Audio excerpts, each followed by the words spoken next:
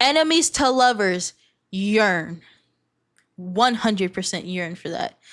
But the thing, even though I love the concept of enemies to lovers, a lot of people do it very poorly. And what I mean by that is a lot of people, instead of the characters being actually hating each other and then slowly growing to love each other, a lot of the time people write them as them being mildly annoyed at each other. So they don't hate each other. They don't despise each other. They're just kind of annoyed.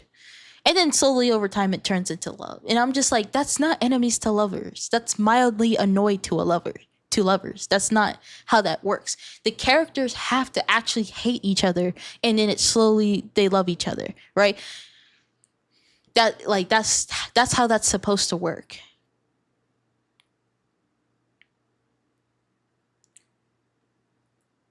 I don't know why enemies to lovers feels different to me from tsundere.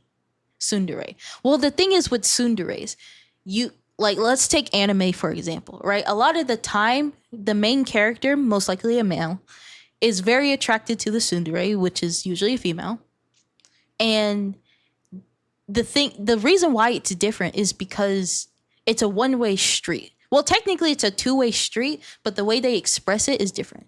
So the tsundere, obviously the main character loves the tsundere, but then the tsundere likes the main character, but they're just difficult about it, right? With enemies to lovers, they both hate each other. They both mutually do not like each other. And then over time, they both learn to love each other throughout the story.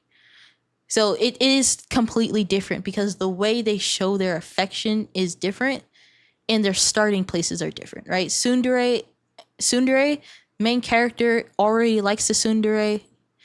The tsundere, many times the tsundere doesn't even like the character, but then they slowly grow to like him. So it's kind of one-sided. But with enemies to lovers, it's a mutual hate to a mutual love. And it's very like obvious, right? Like rivals from different schools eventually going together on dates. Exactly right. Exactly right. So that, I would say that would be the difference between the two. All right. It should be tangled with their worldview, each hating each other and challenging each other's views until they realize that the hate is taught by the systems of control and they unite to overthrow the systems of power. Absolutely. 10 out of 10. Cinema.